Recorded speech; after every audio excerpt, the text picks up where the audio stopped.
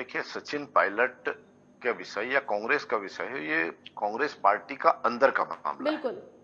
मगर राजनीतिक पार्टी होने के नाते हम अगर कांग्रेस को देखते हैं तो ऐसा पाते हैं कि कांग्रेस के भीतर सब कुछ ठीक नहीं चल रहा है। हम्म।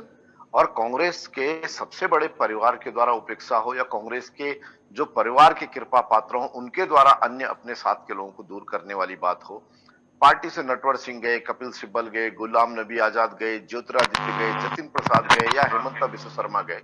ये सब पार्टी के अच्छे ये नेता सब पार्टी के अच्छे नेता और ये लोग बेहतर काम पार्टी में कर रहे थे, मगर इनके जाने का कारण केवल एक रहा कि वे भीतर अपने लिए एक अच्छा इकोसिस्टम नहीं देख रहे थे, असहज देख रहे थे, इसलिए चले गए।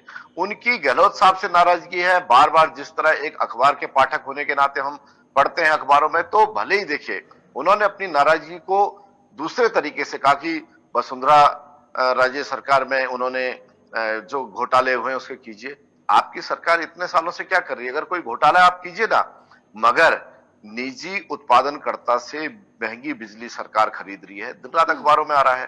ट्रांसपेरेंसी इंटरनेशनल सर्वे है, उसमें 70% और इंडिया करप्शन सर्वे में 78% सर्वे में आया है कि गहलोत सरकार में बिना रिश्वत के काम नहीं होते हैं।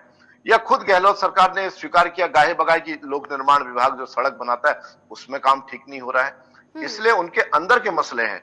वो अब एक सरकार का डिप्टी चीफ मिनिस्टर है, वो अगर अनशन पे बैठेंगे तो उनको कोई आधार बनाना पड़ेगा। सीधे सीधे सीएम रहते हुए वो अपनी सरकार पे निशाना नहीं साध सकते, मगर सरकार में होते हुए आप दबाव बना रहे हैं। आप अपने हाईकमान से मिल सकते थे, सोनिया जी, राहुल जी, आपके खड़गे साहब, जो आपके बड़े नेता हैं, आप अपनी बात कह सकते थे। अनशन पे बैठने का अर्थ है पानी सिर से ऊपर हो चुका है, वे कोई मनी मन कोई फैसला ले चुके होंगे या कोई ऐसे हालात होंगे कि जिसको लेके करें।